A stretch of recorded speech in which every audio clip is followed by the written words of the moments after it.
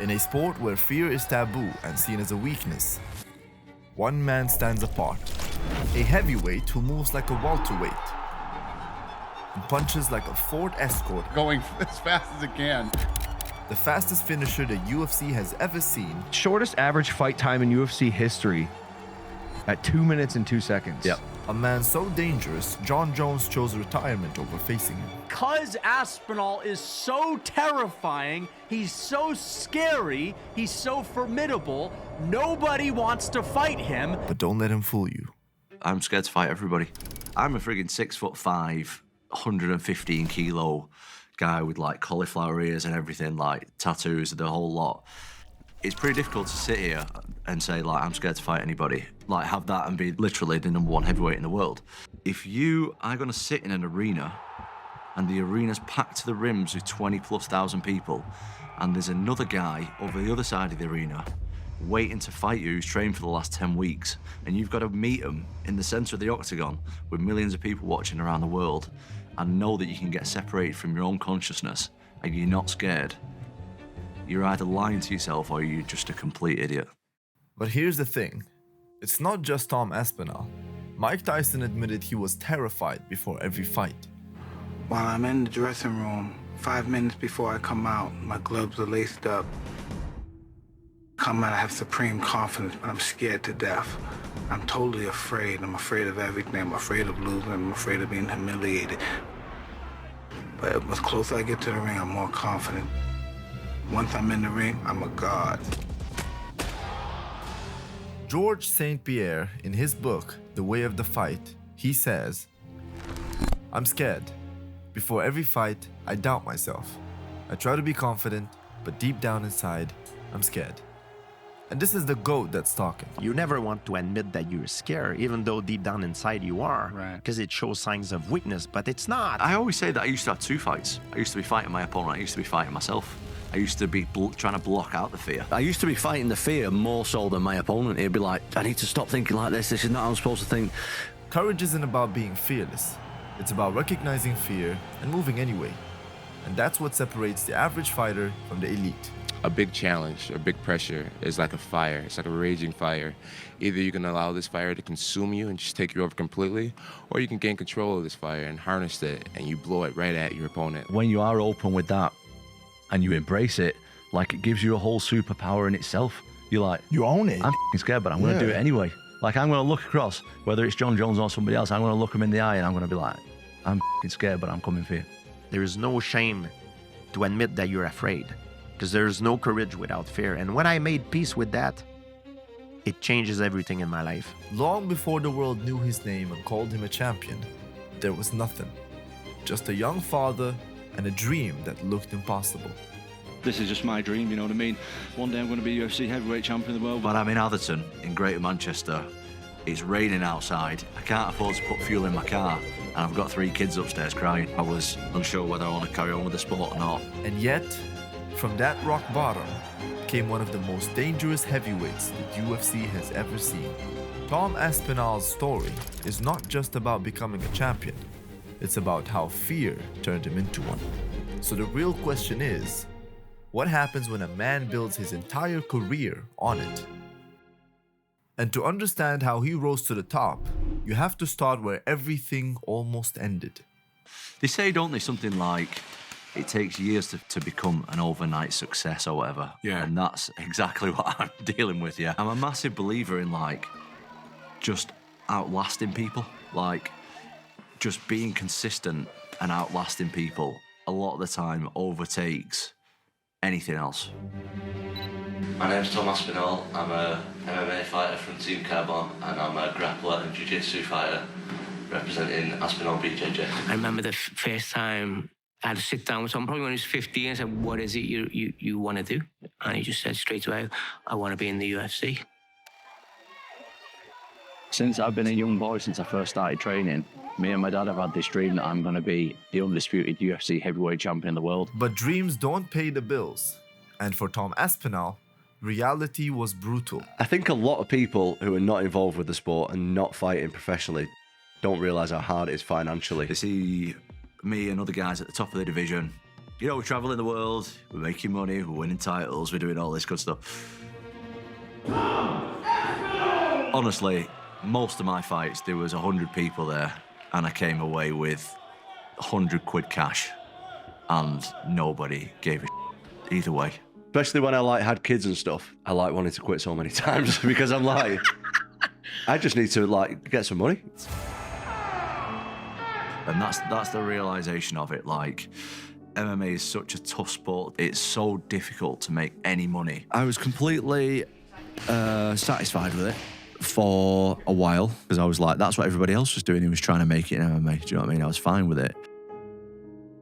Then I had my first kid when I was 22, 23, something like that. So even then, that was all right because I was doing work as well. You know, I was doing like, I would work in the gym, I'd train in the morning, then I'd teach a couple of private lessons. So I'd maybe get 40 quid off that. And then I'd teach a class at night, I'd get another 30 quid. So I was doing all right. Yeah, I teach BJJ in schools with my dad. My dad's luckily given me a job doing something that I love. I love teaching, I love training, I love spreading, grappling. I like to teach people how to fight, teach people how to defend themselves. Hopefully give people a lot more confidence that they've already got. I used to work as a doorman. I used to do a bit of cleaning. I was like a delivery driver at one stage, you know, just stuff to get me by. So All the jobs that I've ever had were basically just to fund my training. to put fuel in the car, to buy supplements, to do whatever, you know, buy gloves or whatever I need to go to the gym and train. You know what I mean? Because MMA doesn't pay, especially outside the UFC. Yeah, so as an amateur, I was obviously getting ticket money. Tom Aspinall. So the way it worked when I was fighting as an amateur, at least, it was like if you would sell a ticket for 30 quid, you would get a fiver of it. Your winner by heel hook in the blue corner, Tom Aspinall. I was maybe making between 50 and 100 quid a fight. I just like to get my name out there. I'm always looking for sponsors. People sponsor me, a lot more people supporting me. It was very rough for me with MMA, to be honest. I had a child, and then we found out that we were having twins, and I had no money. And I mean, I didn't have any money at all. That's when the mental struggle started for me in terms of, what am I doing? And I'm like living on this dream of me becoming this global superstar with these millions of pounds in the bank and with these titles and traveling. I'm living on that dream. But I'm in Atherton, in Greater Manchester. It's raining outside. I can't afford to put fuel in my car, and I've got 3 kids upstairs crying. Every sacrifice pushed him closer to the edge, torn between the dream he loved and the family he had to provide for. So one of my twins has autism. Yeah. We have no idea about what's going on, how to progress this child, what his future's going to look like. We know nothing about autism, me and my wife at the time. Absolutely zero about it. You don't know what your child's future's going to look like and how to help him. That is some of the worst anxiety that you can ever have. And I really felt like demasculated. I'm here with this wife and kids and I ain't providing nothing. And that was really tough for me mentally at that time, where I'm like, how am I gonna provide for all these people? I got to do something else because I'm away training every day. I'm barely spending any time at home. When I am spending time at home, I'm completely exhausted from training. The kids have me up all the time. They're crying. My wife's not happy. I've got no money. I train all this time, go to fight, then it gets cancelled a week before. This wasn't just about fighting anymore. I think I was just in survival mode, to be honest with you.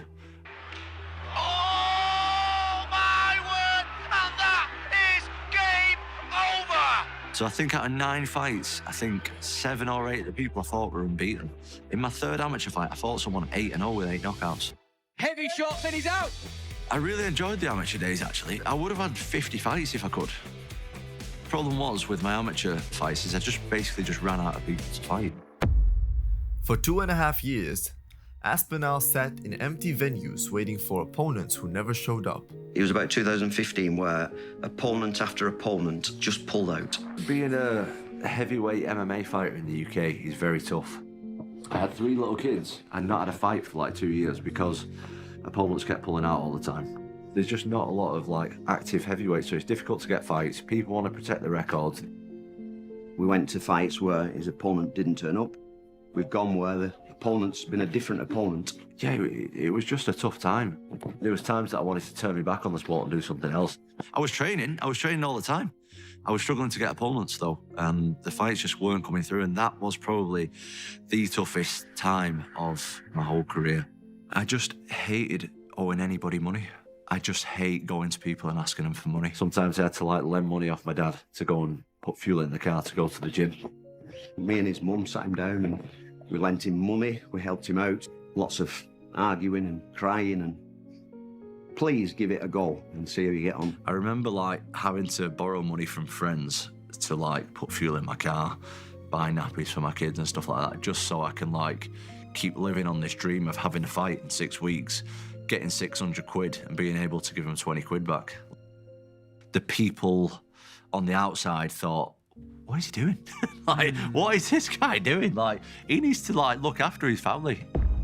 He'd hit rock bottom. For Tom, it felt like the end. But when he had nothing left, his circle refused to let him quit. I was actually I'm very lucky. So I started the journey with my dad. My dad believed in me way before I believed in myself. But also, the circle of people around me, he somehow convinced them that I'm going to be something special as well. So like, luckily my wife was on board, my family were on board, friends, like everybody was convinced that, yeah, Tom might be struggling now, but he's going to make it. And at some points, I wasn't even convinced of that myself, if I'm being honest. To see the real Tom Aspinall, we have to wind back the clock 23 years. Well, is that camera very expensive? I think it is, yeah. Before the struggle of fatherhood, before the doubts and the cost of chasing a dream, there was just a boy from Greater Manchester. So I had a little bit of a strange introduction to martial arts, I think. Most fighters, especially these days, discover the sport by watching the UFC and thinking, that's what I want to do. But for Tom, it was different. It all started at home, in the garage with his father. I couldn't imagine my life without combat sports. It has been in my life for as long as I can remember. My dad, he used to work in IT, but he retired from that years ago and then started teaching jiu-jitsu full-time. My dad is a former fighter himself. He's always been into martial arts and it's always been around, even on my mum's side. They had fighters, boxers, and even if they weren't fighting professionally, they were all like scrappers and stuff anyway, so. All my friends were into like football and rugby and stuff, and I wasn't really into that, so I just found that I had a lot of free time after school. And my dad was always going out to the gym training and doing stuff like that, and he was always like, do you want to come? I was like, well, I'm not doing anything else. I might as well go and spend a couple of hours with my dad at the gym. Tom started to grapple when he was maybe 6 or 7.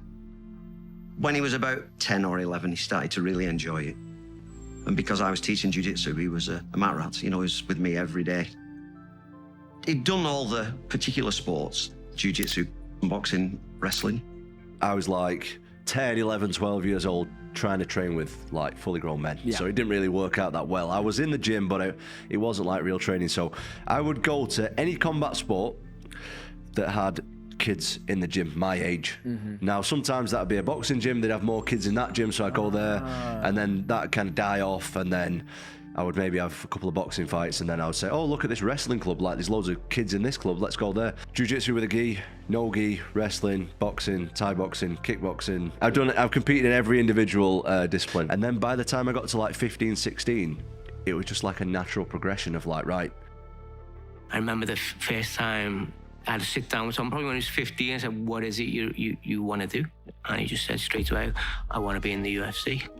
I'd like to have a lot more MMA fights, and I'd like to go international with whether it's grappling or MMA, really. I just want to go all the way. That's what I want to do, is I want to be world champion. I'm not doing this to, you know, for a hobby or a bit of fun. It's too dangerous, I think, just to do for fun.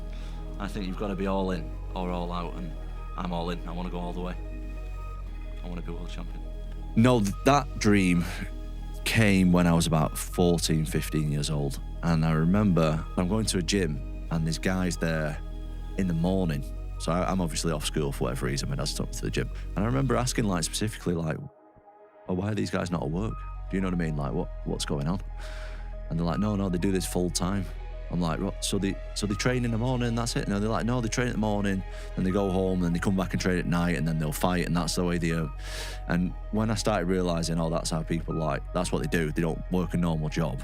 Because like, I'm from an area where office jobs and lawyer jobs and broker jobs, and that they don't exist. People's families work in a factory, or they work in a garage, or they're a plumber, or stuff like that. And I realised there's people in this gym who are adults and they don't have a regular job, and they're just showing up to the gym every day and fighting every few months and getting money for it. Like I was literally like, this is what I want to do. That I'm going to be UFC heavyweight champion. All right, Dad. Morning, Chief. You all right? Yeah, good. Good. So I was born in Salford, which is like Greater Manchester, and then I moved to a different part of Greater Manchester, a place called Atherton. There's not a lot of stuff going on there, to be honest. 2005, maybe, we moved here, so Tom was, I don't know, smaller then. My dad's a bit of a wacky guy. Everyone who meets him just loves him. I was an IT contractor for 25 years. Couldn't stand it, hated the rat race. Saved up as much money as I could, paid the house off. 2 companies are merging, do you want redundancy? Yes. And I just thought I want to spend loads of time with my kids. And for me, it was important getting a balance between time and money. I value my time more than I did money. And I was teaching jiu-jitsu. I realised then he could be good enough to do some kind of combat sport. He wasn't just a father, he was a pioneer. He's one of the first UK BJJ black belts. He was a fighter, a teacher, and a student of the game. He's had boxing fights as a kid, he's done Thai boxing, he's done the full spectrum of martial arts himself, so mate, the guy studies the game unbelievably. He's got such a good mind, and I'm so blessed to have that guy, because if it wasn't for him, I wouldn't have even made it to the UFC. As I say, every day, mate, every single day, from me being 8 years old, we have practiced technique in my dad's garage up until now that I'm 30. And we still do it. Mate, I'll go and spar in the morning, and then we'll go and break it down in the afternoon. Right, you need to do a bit more of this. You need to do, right, I've seen this video, this guy's doing this, you need to practice this. Put your foot there. Little tweak, mate, little tiny tweaks. And I started when he was about 7. 5 times, 5 hours a day, and then night times. And then sparring on top of that. Millions and millions of hours. Right, this hand goes there, boom, when you punch. You got to bring it back, slip off. Mate, stuff like that has been practiced for hours upon hours upon hours. And if I've not got it right, he'll be the one telling me to do it again. I remember 2. One where I caught him in the corner and hit him with a left hook and thought I'd hurt him. And he looked down at me and he just said, carry on. So I thought, well, he's really good. He's a lot better than I thought he was. And then another one where I said, when we get out of this corner here, we'll go and have a shower. I couldn't get out of the corner. Took about half an hour. He smashed me.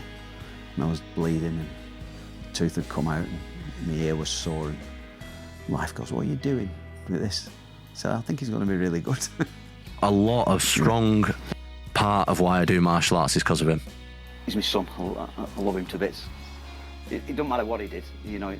If he's happy, I'm happy. It was like, look, if you keep doing this, this is where you're gonna go. If you keep being dedicated to training and keep living your life right and keep focused, you can be heavyweight champion of the world. And I think from my town, there aren't many people who've done anything of great magnitude in terms of sport and otherwise.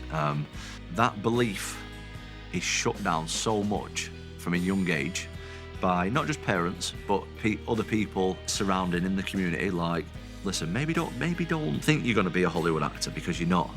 Maybe try and be a bit more realistic and do something a bit. No, you go for it. Like you go 100% at that, and don't let anything waver from where you're going. Childhood gave him the dream, but chasing it for real was chaos. But what followed was a test far tougher than any opponent. The fight to keep moving forward. The way that me, my dad and Colin looked at it when I was fighting amateur was, we'll just take as many hard fights as we can at amateur. Because I thought, I just want to get as much experience as I can. 10 fights. Won all them. And then, no one left to fight. So the only option was to turn pro. Aspinall, though, putting in the work here. Big punches from Tom Aspinall. This is going to be it. The referee takes a close look, and it's all over. Oh, big shot, and he's out, and it's all over. Tom Aspinall with a huge KO here. I had one or two fights, and then I actually lost like my third fight. But just because, again, I was just struggling for like guys to fight. Like in the UK, it was difficult. So I ended up fighting a guy who was, I mean, I wasn't very good at the time. I ended up fighting a guy who was a lot better than me, and I lost, whatever. Then I came back, had a couple more, and then I was really struggling like to get matches. Really struggling. Like I kept doing a training camp, I'd turn up, pull out. A few times, mate, I'd have my hands wrapped, turn up to the event, sold the tickets, and my opponent won't turn up. It was bizarre. When the MMA doors kept closing, another path appeared. At the time, so my dad's friends with a guy called Peter Fury, who was Tyson Fury's uncle and his coach at the time. Peter Fury's like a legendary boxing trainer. He's like trained Tyson Fury, he's trained a lot of other, high-level boxers. And I was struggling for sparring, even at the time. I couldn't find any sparring partners. And they asked us to come down and do a bit of sparring. So I started going sparring Tyson, sparring Yuri Fury, sparring the other heavyweights down there and stuff. And they just kept seeing me like book fights, the fight would get cancelled, and then I'd be back to square one. It would go like that for a bit. And then started getting friendly with them and stuff, and then they just said, why don't you have a boxing fight if you can't get matched doing MMA? So I thought, right. So switched over to boxing. Boxing looked like a way forward, but the sport had its own walls, bureaucracy, licenses, and politics that made fighting harder outside the ring than inside it. Mate, it took ages to get me licence, It took me like a year to get me licence. That long? The boxing board didn't want to give me a licence. Is that because you fought MMA already? Yeah. So I had to go to 3 board meetings in Bradford. I had to explain to them what MMA was. They pretended they didn't know what MMA was. They kept sending people down to watch me spar to make sure I could defend myself properly. It was really bizarre. Just messing about with my licence all the time, didn't want to give me a licence. I finally got it. That didn't work out like I thought it was going to. That's corrupt as hell in this country. Boxing is a dirty business. It's a dirty sport. I mean, there's always one judge that's in the bag, it seems. Right. At the very least, if they're not absolutely paid off, at the very least, they're deeply indebted to the promoters, and there is some sort of an agenda to have this person who's either the most marketable or the one who the most is riding on. I mean, I didn't realise that I basically had to pay my opponent, otherwise I would have never done it in the first place. Then I had the one fight, fought an absolute bum, knocked him over. Tom Aspinall, who's just made his pro debut. How are we feeling? Feel great, feel relaxed, calm. Just went in there and did the job, feel good. And then I wanted to fight a guy who was like a step up, and they said that he wanted $6,000 for me to fight him out my own money. And I wasn't getting paid, I was only getting paid my ticket money. Yeah. And I was like, I don't even sell $6,000 worth of tickets. Do you know what I mean? I don't make $6,000 on the ticket money, so. One fight was all it took to see it for what it was. Boxing wasn't the path. So Tom returned to MMA. Only this time, something has changed. I was sparring with Tyson Fury, who was like a big deal at the time. Yep. And also I trained with Darren Till. Darren Till at the time was like a big deal. Yep. I got a bit of wind behind me from training with them. Do you know what I mean?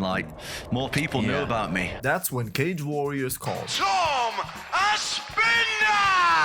A platform built for Europeans' best. I was aware that the UFC were looking at me anyway. So that's why I signed with Cage Warriors, because I thought they could give me better opponents who I could give me more time in there before going to the UFC. So they put me straight on a main event because I was like, I don't know, I seemed to be like a bit of a bigger draw. You know what I mean? Because it was mad. I'd not even been doing it. A guy broke his leg in like a minute. Oh, and he's broken his leg. Oh my goodness. But anyway, we spoke to the UFC and we were like, oh, shall we take the UFC contract? And I was a bit like, I think I want to finish this Cage Warriors contract and get as much experience as I can. It didn't take long for history to repeat itself. Anyway, I had this next fight and I knocked the guy out, this unbeaten guy. I knocked him out in like a minute or two. Huge shot! Aspinall drops the bomb! Looking for the finish and it's over! There was nowhere else for him to go on Cage Warriors. Nobody else outside of the UFC that would even entertain a fight with Tom Aspinall. And then came the call that forced Tom to make a decision. Ian Dean just come to me. Ian Dean, who's the Cage Warriors matchmaker. Legend. I had 3 or 4 fights left on my contract out with Cage Warriors. And he was like, look, you've got 3 fights left, but there's basically nothing else we can do for you. They tried matching me with 5 different guys and everyone was just saying no or pulling out. And I thought, if Cage Warriors release me, I'm back to square one. So it's either I go to the UFC now or I'm back to where I was 2 years ago, so. England's got a rising contender in the heavyweight division. The new wave, the next generation is Tom Aspinall. To have nobody there, it was kind of weird, especially fighting abroad for the first time. It was just a bizarre situation. Oh, very, very quick for a heavyweight. Oh, what a finish! That's it! Knockout for Tom Aspinall in his debut! 45 seconds. That's all it took for Tom Aspinall to announce himself to the UFC. Hey, Tom, you got performance of the night. I did. Yes. Did I really? I was very emotional. That was because I had enough money to buy a house then. 50 grand was like life-changing money for me, and for moments like that, it was just like, I was like solidified that this is what I was supposed to do. This is the way I'm going to make money. This is the way I'm going to provide for my family. And the first thing I did was pay a load of people back that I owed money to. I owed my dad probably 4 or 5 grand. Remember, yeah. No, I don't even remember. How much was it? More than that. I owed him a lot of money. Once he signed with the UFC, Tom wasn't just winning. Finish after finish, he was running through everyone. when that door closes, you need to be willing to die, because that's how bad you need to want it. He's not getting enough. Beautiful finish from Tom Aspinall. Under the chin. There it is. Look at that. It's over. It goes right under the... Who's next big heavyweight star? Tom Aspinall. He's phenomenal. And he is, again, the next advancement of the evolution of the sport. Well, because he can do everything. That guy's got elite jiu-jitsu. He's got elite takedowns. His striking is outstanding. On the surface, Tom Aspinall looked untouchable. But deep down, it was different. I'm scared to fight everybody. I'm a friggin' 6'5", 115 kilo guy with like cauliflower ears and everything, like tattoos, the whole lot. It's pretty difficult to sit here and say like, I'm scared to fight anybody. Like have that and be literally the #1 heavyweight in the world. If you are gonna sit in an arena and the arena's packed to the rims with 20,000+ people, and there's another guy over the other side of the arena waiting to fight you who's trained for the last 10 weeks, and you've got to meet him in the center of the octagon with millions of people watching around the world, and know that you can get separated from your own consciousness and you're not scared, you're either lying to yourself or you're just a complete idiot. I think that's like a very, very taboo subject, is like fear. In the fighting world, it's a very egotistic industry. Everything is about being the alpha, not being scared, and it's a lot of bullying and mental warfare, and you never want to admit that you're scared, even though deep down inside you are, because it shows signs of weakness, but it's not. Fear is my friend. I love fear. Fear allows me to reach my highest potential. The fear of failing is an illusion. There is no shame to admit that you're afraid, because there's no courage without fear. And when I made peace with that, it changes everything in my life. Tom's first fight with fear wasn't in the octagon. It began in supermarket aisles with empty pockets and mouths to feed. Long before the UFC, survival was the only fight that mattered. In them tough times, that's when you really have to believe in yourself. So what's the difference between them and Weetabix? I didn't know the difference, but we're going to try them. I was going over and above to make this dream happen. If I had money and I had a good job, and I wouldn't do half of the stuff that I was doing because I was desperate and I was scared. So sometimes you need that to push you to the next level.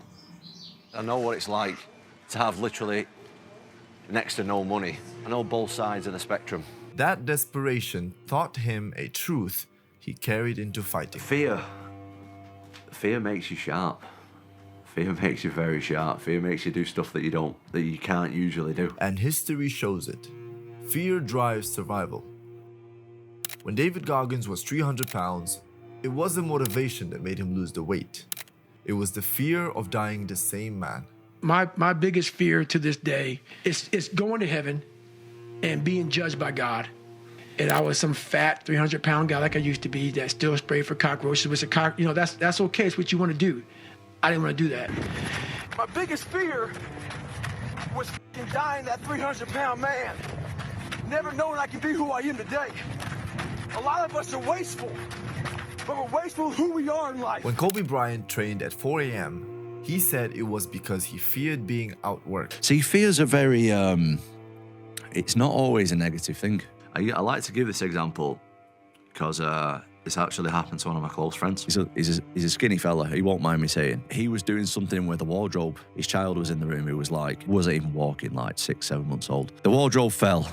He immediately picked the wardrobe up off the child, moved the child out of the way, everything was fine, whatever. 5 minutes later, he went to move the wardrobe to another part of the room and realised that he couldn't pick it up. And there's only one thing that's made him pick that wardrobe up, and it's fear. Fear that that kid is going to get crushed under that really heavy wardrobe. That fear fuels you in ways that nothing else will. It's the same with fighting. Some men dominate in the gym, but under the lights, they crumble. In MMA, we have terms like a gym warrior, people call it, like someone who spars in the gym really, really well. As soon as them lights go on, Bruce Buffer's there introducing your name, there's 25,000 people screaming, and the referee moves out the way and the cage door closes. It's way different than it is in the gym, way different. Now, generally speaking, that is because they don't understand fear properly. I don't spar very well in the gym, because if I'm going to get my ass kicked in the gym, the only people who know about it is me and the guy who's kicking my ass and a couple more people who are going to be watching. Whereas if I get my ass kicked in a fight, everyone and the dog is going to know about it. It's going to be out there forever. And that brings a lot of pressure and fear, which makes me perform way better than it does in the gym where there's 10 people watching. And I think I've got in a place where I completely understand that fear fuels me in a way that nothing else can fuel me, and I'm completely comfortable with it. Tom, ready? Fight's on. See, when you train, I would say the training aspect is probably around 80% physical and 20% mental. On fight night, when you are in that arena and you have got them bright lights beaming down on you, and you can hear the crowd going crazy, and you know that there's millions of people watching you. There's another massive guy stood across from you with his shirt off. I believe it completely flips and becomes about 80+% mental.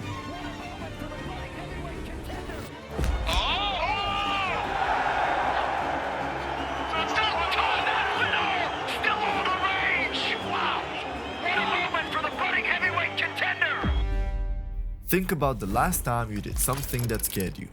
The anticipation was worse than the action. The thinking was heavier than the doing. The waiting was harder than the work.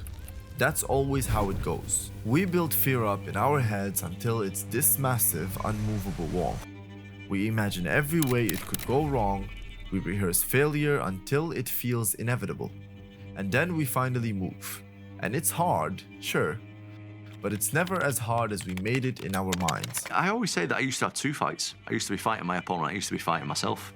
I used to be trying to block out the fear. I used to be fighting the fear more so than my opponent. He'd be like, I need to stop thinking like this is not how I'm supposed to think. For a young buck to come along and do what he did to Orlovsky, that's big. But now we're in the game of fighting top contenders. Volkov was the biggest test, both literally with the size of him. He's the tallest guy in the UFC, 6'9".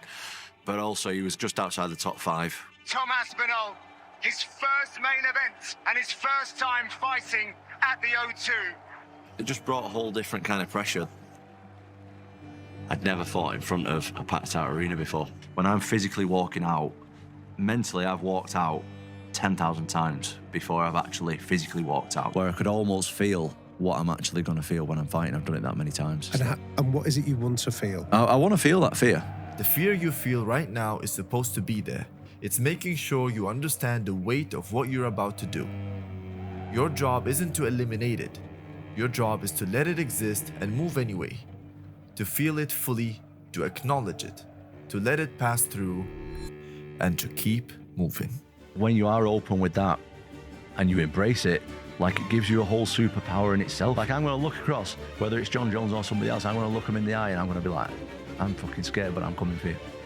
And now, this is trouble. Straight up lock, attempt here from Aspinall. He's done it!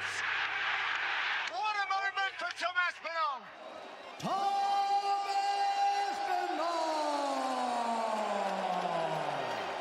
Listen, people, I've been telling everybody all week, I'm born for this. I'm ready. July 2023. It was everything Tom had dreamed of. A main event at the O2 Arena.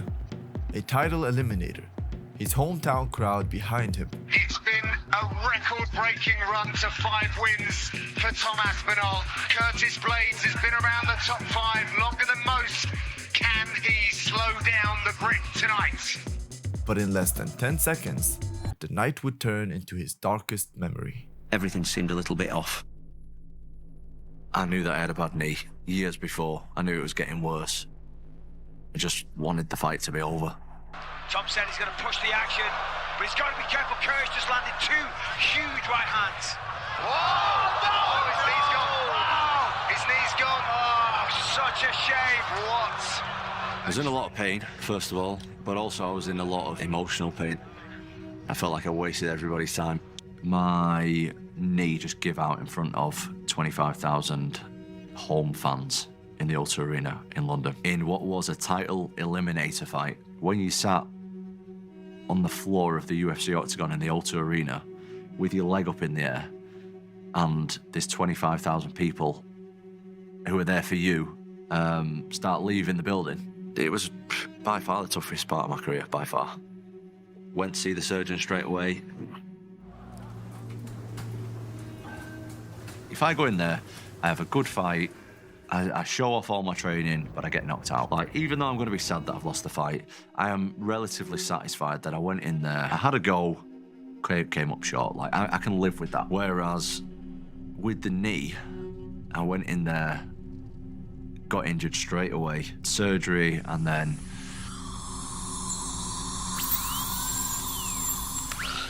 I was unsure whether my career was going to be over or not.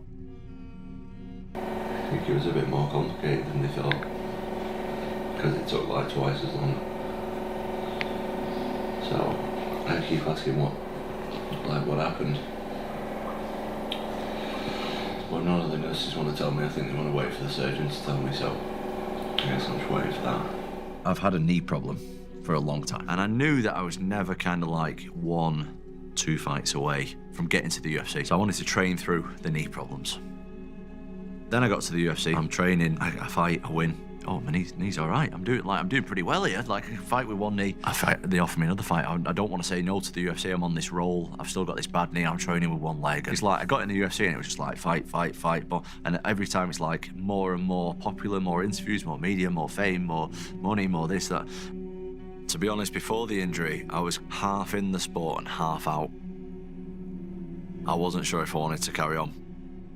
I was doing things that I shouldn't have been doing outside the gym. My recovery was non-existent. The training was in a bad situation. There was a lot of things that should have been changed. But because everything was going so well, I didn't want to change anything.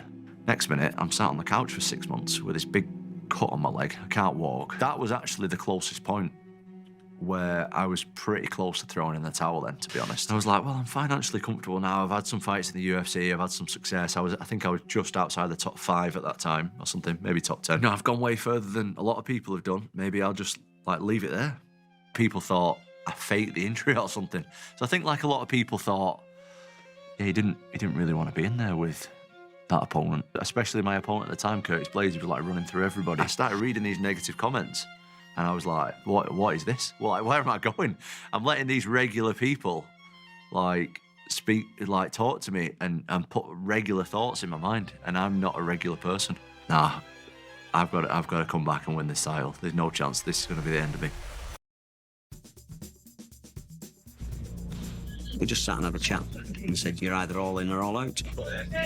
It's too dangerous to not be. So everything changed. We changed gyms. We got better sparring partners. We had to do it 100% right. He knew that he could go further. Exactly 1 year later, in the very same arena it all fell apart, Tom began checking off his unfinished business.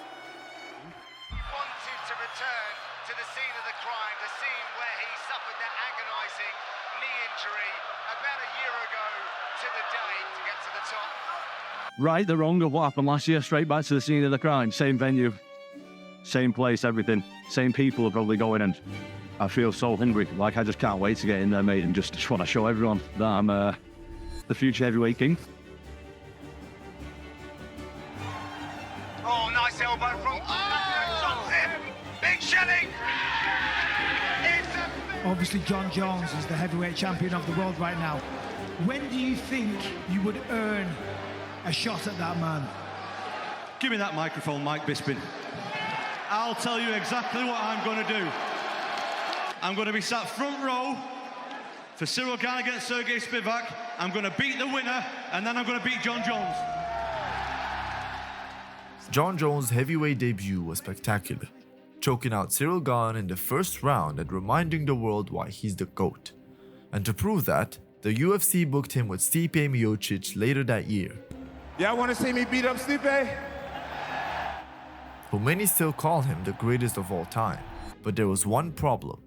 What's up, everybody? Here we are again. You know, Jon Jones was training last night, got injured. He was wrestling, and he tore the tendon that connects your pec to the bone off the bone. 8 months, gonna need surgery. He's out. It's like 5 a.m. and I can hear my phone vibrating. I'm like, who's this ringing me at this time? And it's Hunter Campbell. I'm waking you up, aren't I? All right, so here's what I got. Jon Jones blew his shoulder. He's gonna be out 8 months. So if this is between you and I'm gonna probably announce it shortly. You and Sergey Pavlovich are gonna be fighting for the interim title, Madison Square Garden.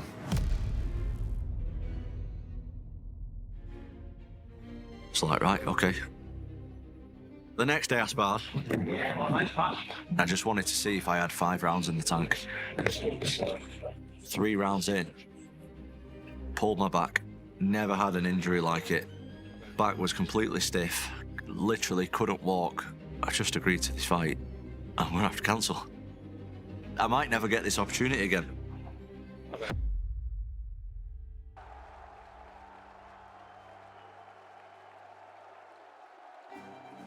The moment has arrived for Thomas Paul Aspinall. While we can talk about Tom's rise through the heavyweight division and this incredible run of results, Sergey Pavlovich was doing exactly the same thing. And in fact, Pavlovich took full advantage of Tom being away. So it was Pavlovich that was the leading contender outside of Jon Jones. Taking the fight on 2 weeks' notice, I not being in the best shape ever. Back injuries. Also, I injured my back. Yeah. Also, I didn't realise I was going to New York until 2 days before because I couldn't get a visa. And I had to be in London, like, dicking around a couple of times trying to get a visa. And when you got all that resting on your shoulders, mate, it's a lot. It's like I'm very regimented with my training. I'm very regimented with my life. My routine is everything to me. Like, I do the same things every day. I didn't have any of that.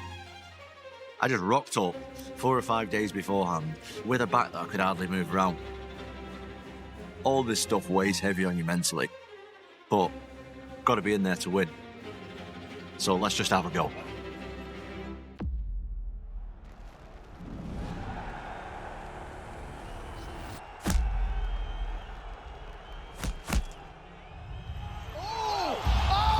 Tom Aspinall!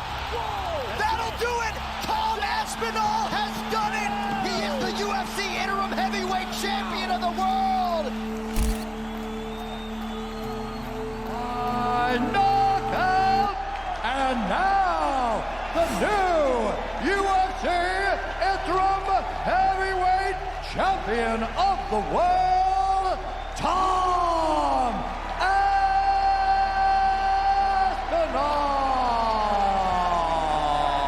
I really believe in myself. I've worked so hard over the years, and this man right here, my father, has worked harder than anybody, so this belt is dedicated to my father. I just want to say to everyone at home, listen, if you ever get the chance to do something and you're scared to do it, you should definitely do it, because there's a chance it's going to pay off.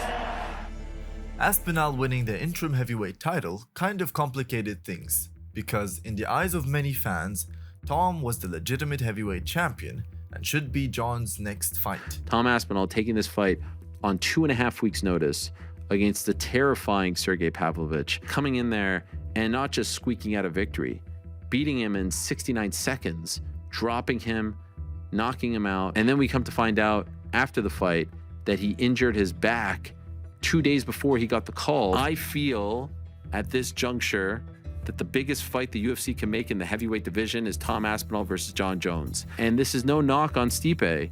It feels like a Legends fight. And it's why I felt like this fight on Saturday should have been for the vacant title. That fight is not to determine who is the best heavyweight in the world. You can't have that discussion without Tom Aspinall. Said it once, say it a million times. It's probably one of the most anticipated fights in UFC history, me and Jon Jones. I mean, he's got way more wins in the division than Jon Jones does, way more wins in the division than Stipe has. What is this? I mean, the fight is irrelevant now that you have a heavyweight that's not even active in the division. Unfortunately for Tom, the UFC was dead set on rebooking Jon versus Stipe. So it is the perfect time to announce another badass fight. For the heavyweight championship of the world, Jon Jones, the greatest mixed martial artist of all time, will defend his title against the greatest heavyweight of all time, former champ Stipe Miocic. But that didn't stop Tom from making his stance clear and even confronting Jon Jones face to face. I don't like to complain because everyone's like, oh, you're crying about this, blah, blah, blah. Mate, there's 6 guys in the top 10 who I finished in the first round. I just beat the #1 contender and the #1 contender before him in a combined time of 2 minutes and 7 seconds. John's not doing that. He beat one guy, Cyril Gane, who didn't want to be there 2 years ago. Yeah. And he's walking around calling himself the real champion. And then they're talking about like defending an interim and stuff, and it's like, well, first of all, who else is defending an interim? And if I've got to defend an interim against a genuine contender, then I should be the one with the fucking undisputed belt. No, he's fighting Stipe, who's 42 or 43, whatever he is, million miles on the clock. Mixed martial arts is the one sport where you can get a world title fight off a fucking loss. Can you imagine that? In 4 years. Yeah, I never thought. Yeah, it's crazy. In 4 years, you get a you get to fight for the best, prestigious world championship after getting knocked out. It's weird. I think I'm a bad matchup for him, to be honest. And I think he knows it. Jon is a massive studier of his opponents. Yeah, he's a massive tape studier. Like, that's one of the things that he does best. And the tapes are just not really out there of me. He's extremely smart. Extremely smart. The way he didn't want to fight Ngannou for 3 years, and now he's not wanting to fight me for over a year. The way he manipulates the media and the public is super smart. I'm not taking anything away from him. I feel like narratives have been created that just truly aren't there. You can't duck a man that you were never scheduled to fight. It's like saying you got turned down by a girl who you never even hit on. You know what I'm saying? It's like me and Dana and Hunter have never sat down and talked about Tom Aspinall. He's never been on my radar. Never. If you successfully defend against Stipe in November, I will be there in the crowd. I'll be there front row. I want you to hand me the undisputed title as you walk past me, please. Thank you. But if I'm being completely honest, I feel like Tom's been such an asshole that I don't want to do business with him. You know, it's just like his fans have been so annoying. And obviously you don't get this far in a career being affected by fans or whatnot, but he's just an asshole. But Jon was still recovering from his injury and still planned to fight Stipe upon his return. So Aspinall actually went out and defended his interim heavyweight championship against Curtis Blades.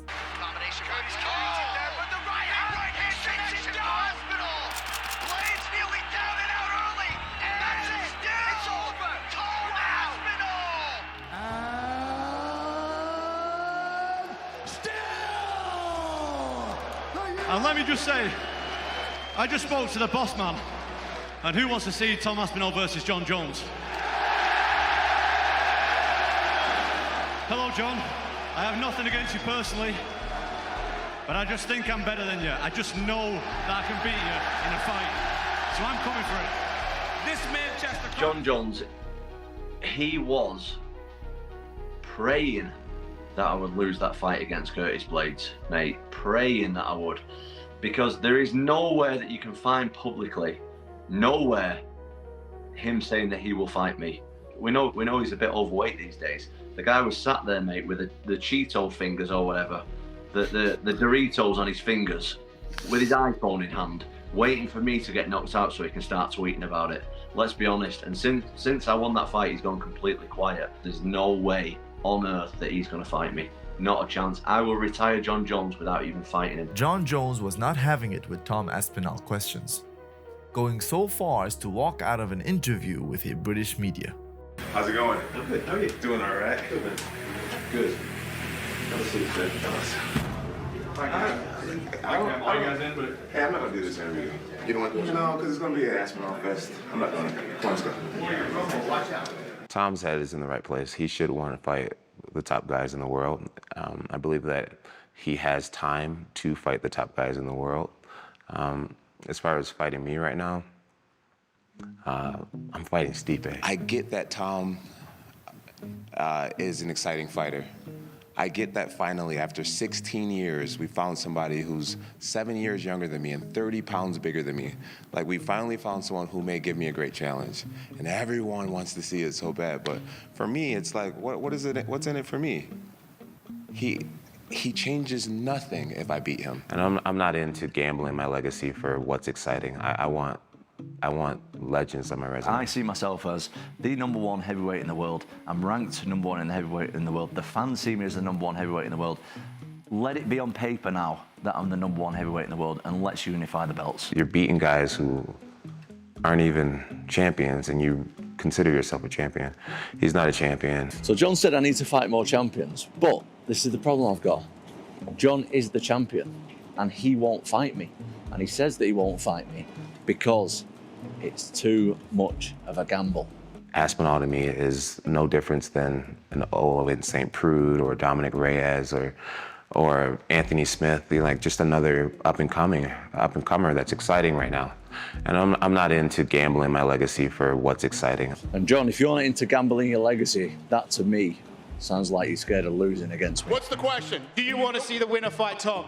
The winner should absolutely fight Tom.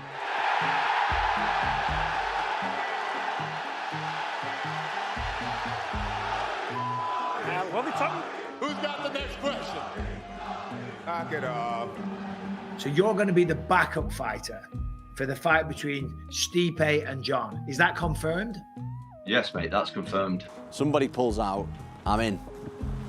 1 day's notice, 10 days notice. And I will jump in on 1 hour's notice if I have to and beat either of them.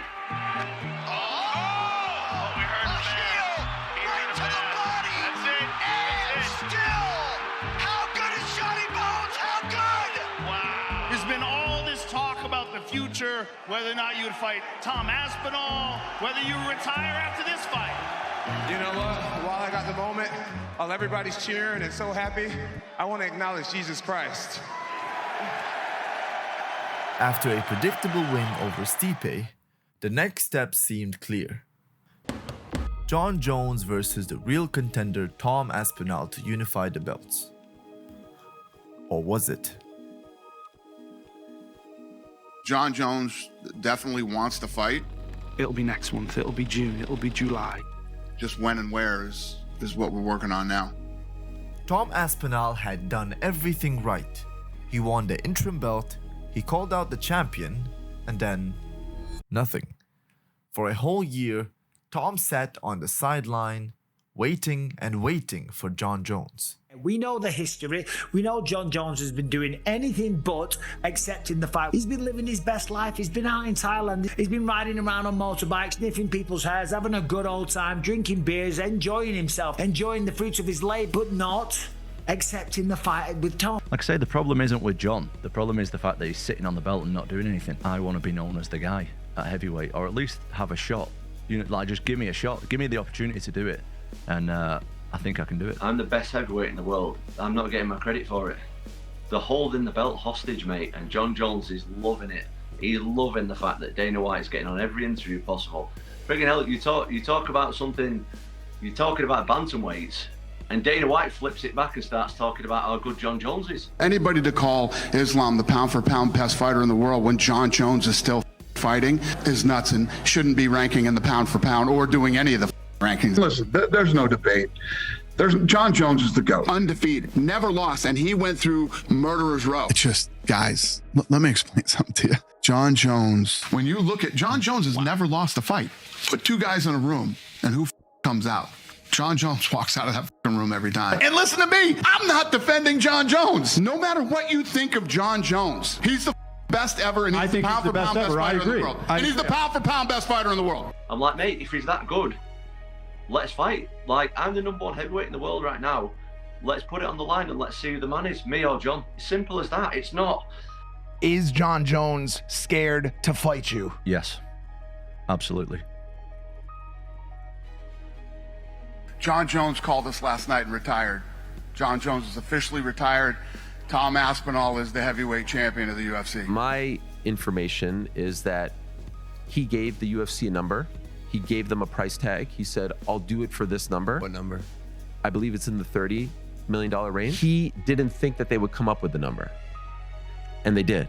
Saudi Arabia was involved, like the big dogs were involved, right? They came up with the number and he said yes. And then 2 days later, 3 days later, whatever, he said, nah, on second thought, I'm out. Because that's what happened with the Francis Ngannou fight in 2020. He threw out a massive number. He said, I want Deontay Wilder numbers. Yep. They said no, and then the fight fizzled. This time they said yes. Well, I think a lot of people get it confused, is that I was chasing Jon Jones. That was never the case. I was chasing the undisputed heavyweight title, that's it. So for me, it would have been a nice scalp. Jon Jones wanted none of it. Look, there's nothing I could do about that. If he doesn't want it, there's nothing that I could do. I wanted to be the UFC heavyweight champion. I am the UFC heavyweight champion. Now the reign can begin properly.